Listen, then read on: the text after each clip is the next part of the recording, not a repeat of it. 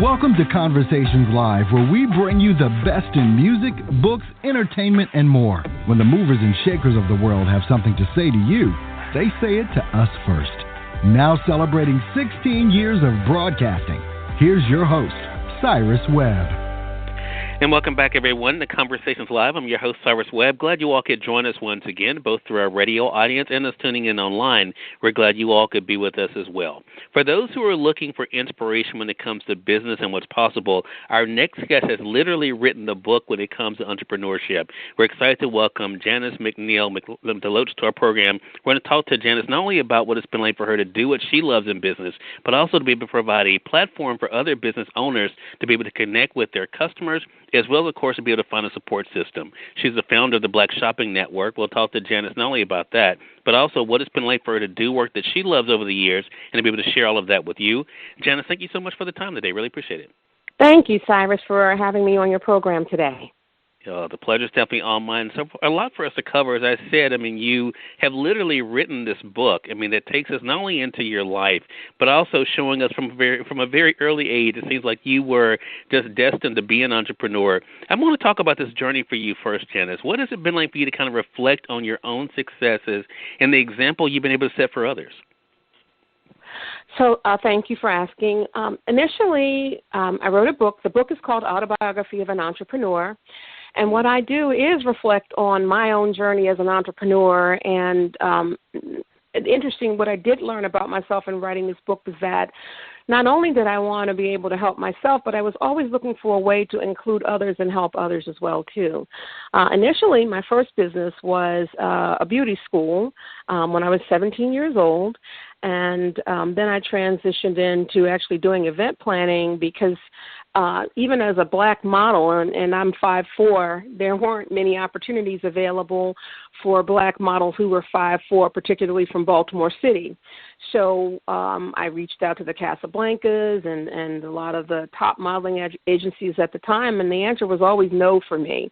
And my history is I come from a family, my mother and my father owned a restaurant when I was small, and so I learned how to be an entrepreneur firsthand because my family was very entrepreneurial, and pretty much that was the lesson in my house. We always learned how to create things that weren't available to us. So anyway, I started with creating the fashion agency, which is called Visa Fashion Modeling at the time, and found that even though there weren't opportunities for black models, there weren't a lot of opportunities for black models to be part of events or bigger fashion shows. So I transitioned into creating my own event planning company and making it a platform to take my entrepreneurs, my models, and the people that I was training and teaching, which, by the way, I learned through John Casablancas. I created a platform so that I could showcase their skills and what I was teaching them and what we were learning. And I thought we were good enough that other people would want to pay and come and see what we were doing. And I was right. They did. And so that's how I ended up getting into event planning. And then I created something called City Search because not only did I realize that my models were great at modeling, but a lot of them had independent talents that, again, weren't being made available or aware to the world because the circle was just so small, the opportunities for minorities and women. So I started doing City Search, and then, I'm a serial entrepreneur. When you think of the term entrepreneur, the word says that, these are people who create businesses, which is true. It's totally different from being a business owner. Business owners are people who take something that an entrepreneur has created and they move something forward that was already created. By nature, I'm a serial entrepreneur in terms of creating something. I'm going to pause there. Did you have any other questions for me? Well, no, go ahead. Go ahead. Okay. So after I did City Search and, realizing that the models were changing, a lot of times when people were actually wearing pantyhose and nylons, girls would get runs in their nylons or pantyhose, and often we didn't have the pantyhose available, and then we didn't have anywhere to put them on, and it was just really a headache. I had a job interview one day, And when I was going to the interview, I had this big old hole in my pantyhose, and it was like horrible. I had to decide, do you go to the interview like this, or do you find somewhere to, get these hosiery and change and put them on, which is a long story. I went to the job interview with the hole in my pantyhose, and I'm sure he probably hired me because he figured, no, she really needs the money. She's got holy nylons, give her the job. So, but I kept thinking, if there were a place that I could just, have these pantyhose in the vending machine and maybe in the bathroom and change and put them on, and, that would just save a lot of time for everybody. So I created the pantyhose vending machine back in 1999 when people were actually still wearing hosiery like that. And in some parts of the world, there are people who still do, and did very well. And one of my first clients was actually an NFL affiliate, the Baltimore Ravens, gave me my first opportunity to sell my vending machines to their administrative offices, because they actually had a staffing company too, in addition to being the Ravens owners. And they allowed me to put my vending machines in the bathrooms. And actually that contract was very good for me for a couple of years. And then the market changed, the industry changed. And then as an entrepreneur and a serial entrepreneur, I thought, okay, well, that's peaked, that's worked. And so then I wanted to talk about some of the problems that I had with being that entrepreneur and doing those pantyhose vending machines. And one of the main things was not being able to get funding to get my machines off the ground, which was a huge problem. And, I went to agencies, well, you may not know, but I'll tell you guys that I went to agencies like the SBA, Small Business Administration. I went to SCORE. I went to the Minority Business Development Agency. And there's so many sources that I went to trying to get funding to get these machines made, and it just was always a no. The door was always closed to me. And so out of my frustration of doing the pantyhose vending machines and not getting funding and watching the tide move by me, so to speak, at the time, my ex-husband used to do videography, and I was always, you're always fussing and complaining about not getting any money from the SBA and blah, blah, blah, blah, blah. Let's do this. Why don't you just do a show? Let's do a show about it, and we'll put it on the air, and we'll see, how many people are kind of having the same issues that you were having. And it did come back. I got emails at the time when email was really new and YouTube was really new and all of that was really new. There were a lot of people who were having the same issues that I was having in terms of getting financing and getting their businesses off the ground. And a lot of them were even having a hard time finding people to give them good information about the structure, how to even structure and form a business.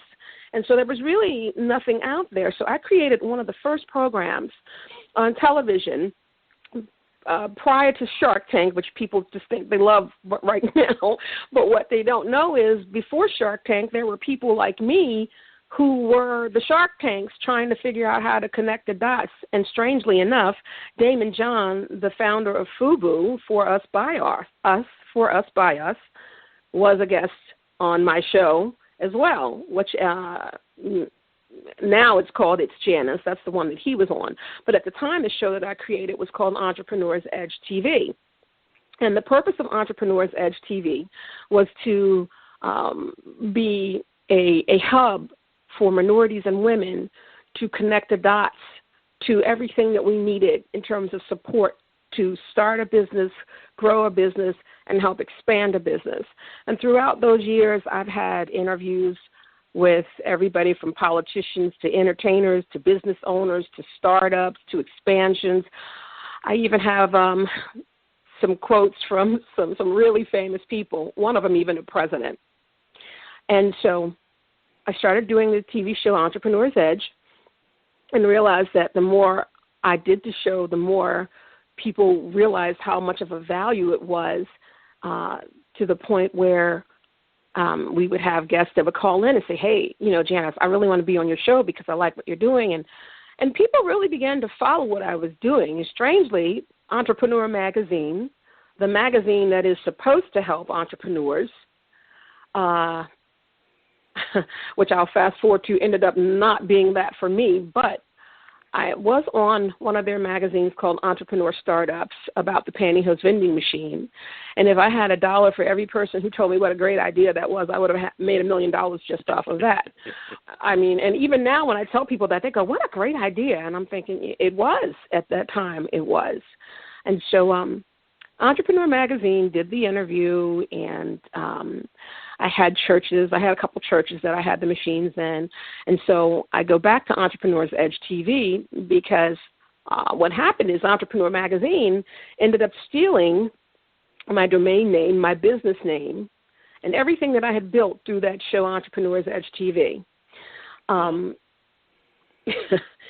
And it started out with an offer for money, but then, you know, they really didn't want to really offer me money to buy me out. What they really wanted to do was muscle their way into the vein of being an online television program.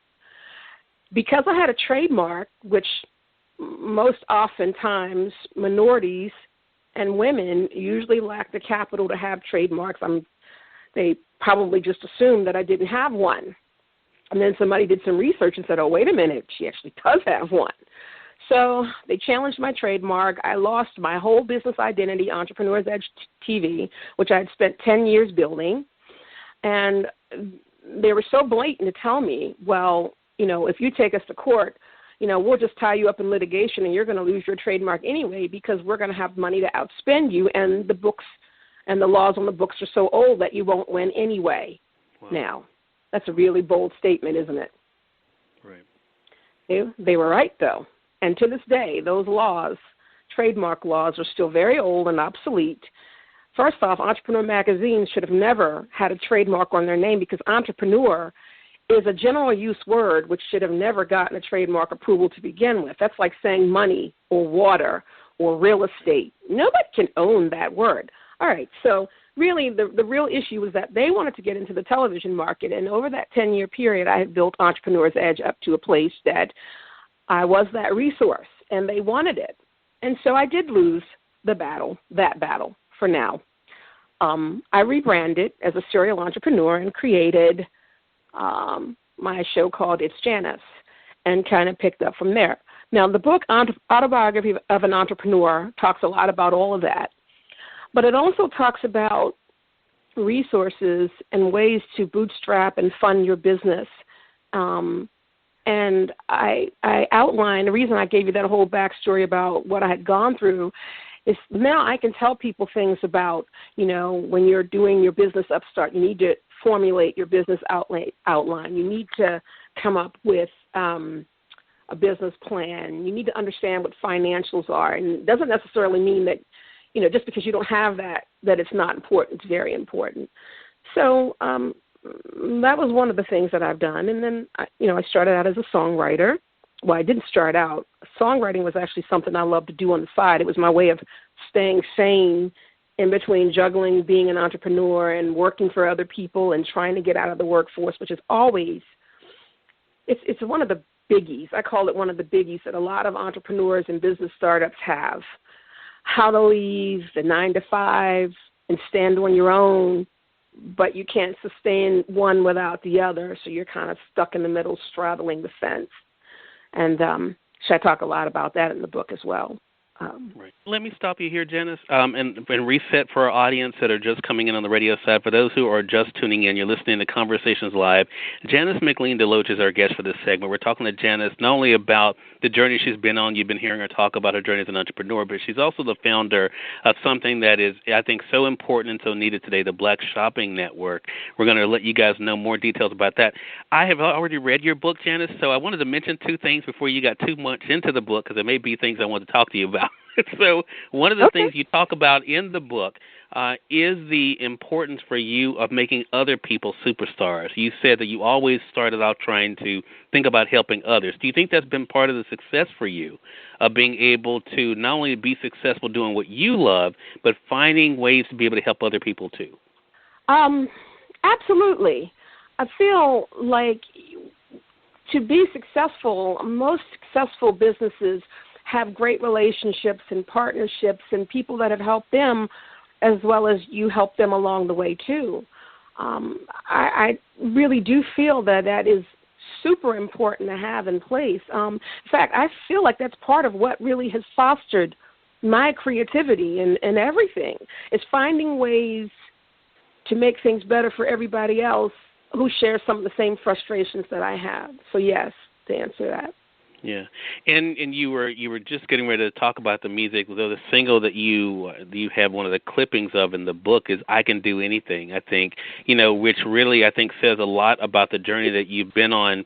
Do you think that kind of is the mentality that has helped you to get to where you are now with the Black Shopping Network? Absolutely, Cyrus, and you really did read that book. I know you did, because that is one of the lines in there. And yes, I can do anything I want. I think it's a mentality that I have. And then I had family that instilled that in me as well. But in terms of the Black Shopping Network, I have to tell you initially, there were these little voices, and there were some people who were like, oh, you can't do that. You can't have. And again, here we go with just, necessity being the mother of invention. I know that there are people who tell us a lot that we can't do things, and I don't know, I've just never been one of those people to really hear that. I hear that, but I don't hear it. It's like, okay, well, you think I can't do it, but I think I can. That's where that song, I Can Do Anything, kind of came from. But in terms of the Black Shopping Network, this was actually something that was supposed to launch a couple years ago, but manpower and then just some other things that I was working on, it just really didn't happen. But for whatever reason this time, I don't know, I am spiritual, and I just felt like God was saying, you know what, Janice, it's either now or never. And so I have to say thank you to all the people who worked on the Black Shopping Network behind the scenes with me to pull this thing together and help launch it on Blackout Day. And the whole purpose of why the Black Shopping Network was created is because of just, again, frustrations that I've had of just knowing what it's like to be a Black woman in America, to be a woman entrepreneur, to be a dreamer. A lot of what the universe, well, I'll say the universe, there are naysayers who tell us it's not possible, we shouldn't do it. But one of the missions of the Black Shopping Network, especially right now in this time, and the reason the idea came to me in the first place is because I was trying to get my book on some other shopping networks who would not even acknowledge the fact that I was trying to do that. When I did my pantyhose vending machines, which, by the way, I even had a private label line of pantyhose back in that time, again, I went to these shopping networks because I wanted to have my products on their networks, and no acknowledgement, they didn't even just write me back and say no. They just said nothing. And so I'm just really tired of all these wonderful businesses, Black women and entrepreneurs and minorities that are creating so many wonderful products. In fact, a lot of the ones we use today were created by minorities and women back in the 1800s and 1900s. I won't go into all of that today. We don't have enough time right now. But what I can say is there has never really been a vehicle big enough to be able to allow us to talk about our products and our services and our books. And when I look at a lot of those other shopping networks, I very rarely see anybody of color on them. And when you have the whole Black Lives Matter movement right now was the time to do it. So I launched Black Shopping Networks, which shopping with the very best independent small businesses from the heart of our nation, national and local. These are independent shops. Some of them are in person and online. And it means that as the shopper and the shopkeeper, the economy as a whole, the money stays in local and U.S. economies, and in a lot of cases, small minority businesses right in our own neighborhood. Right. It's for shoppers and shops, and it's also for merchants. And I think that's the great thing. You're able to make it very easy for people to be able to see how they can be a part of it on the level that they're able to start.